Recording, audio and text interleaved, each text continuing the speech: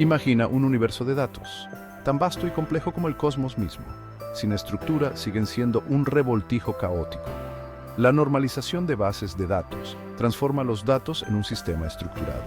Proporciona un marco para organizar los datos en tablas y columnas. Prepárate para liberar el poder de la normalización. Para entender la normalización de bases de datos, usemos el juego de dominó. Imagina que estás creando una base de datos para rastrear partidas de dominó, jugadores y resultados.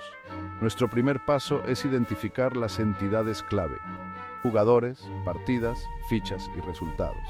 Los jugadores tienen atributos como nombre, edad y un ID de jugador único. Las partidas tienen atributos como la fecha en que se jugaron, la ubicación y un ID de partida único. Al identificar estas entidades, hemos dado el primer paso para imponer orden a nuestros datos de dominó. Ahora que hemos identificado las entidades clave, es hora de organizarlas en tablas. Cada tabla representará una entidad y contendrá columnas que representan los atributos de esa entidad. Por ejemplo, nuestra tabla de jugadores podría verse así: ID de jugador, nombre del jugador, edad del jugador. De manera similar, podemos crear tablas para partidas, fichas y resultados, cada una con sus respectivos atributos. Al organizar nuestros datos en estas tablas separadas, hemos dado un paso significativo hacia la normalización. Hemos dividido nuestros datos en partes manejables, cada una centrada en una entidad específica. Nuestra base de datos de dominó está empezando a tomar forma, pero necesitamos asegurarnos de que se adhiere a los principios de normalización, comenzando con la primera forma normal o 1FN. La 1FN tiene que ver con la atomicidad. Cada columna debe contener un solo valor.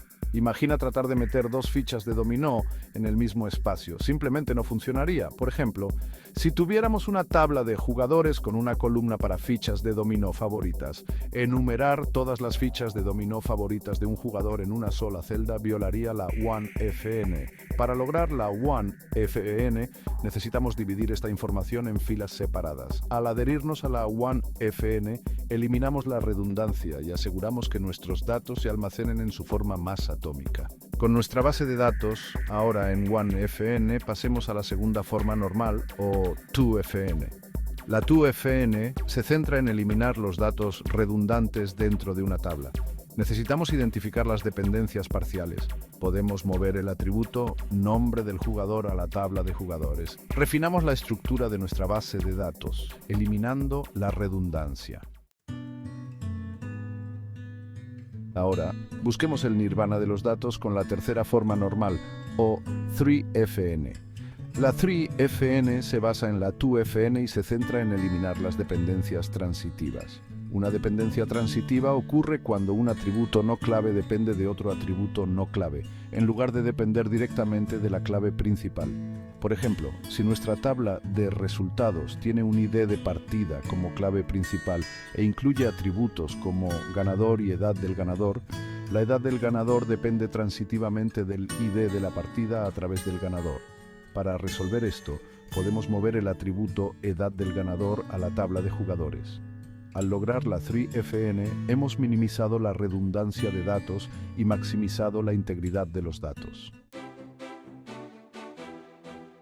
Después de aplicar las tres formas normales, nuestra base de datos de dominó está ahora normalizada. Tabla de jugadores: ID, nombre, edad 1, Alicia, 32, Roberto, 25-3, Carlos, 28. Tabla de partidas: ID, fecha, ubicación, ganador 1, the 28th of October 2024, Parque 22, the 29th of October 2024, Biblioteca 1. Como pueden ver, cada tabla representa una entidad. Esto hace que nuestra base de datos sea eficiente y fácil de mantener. Con nuestra base de datos de dominó ahora normalizada, hemos desbloqueado un universo de posibilidades. Ahora podemos recuperar sin esfuerzo información específica, como la edad promedio de los jugadores que ganaron partidas en el parque, o la ficha de dominó más común utilizada en las partidas jugadas en la biblioteca. Los beneficios de la normalización se extienden mucho más allá de las consultas simples. Constituye la base para una gestión de datos eficiente, garantizando la integridad de los datos, reduciendo el espacio de almacenamiento y simplificando las actualizaciones de datos.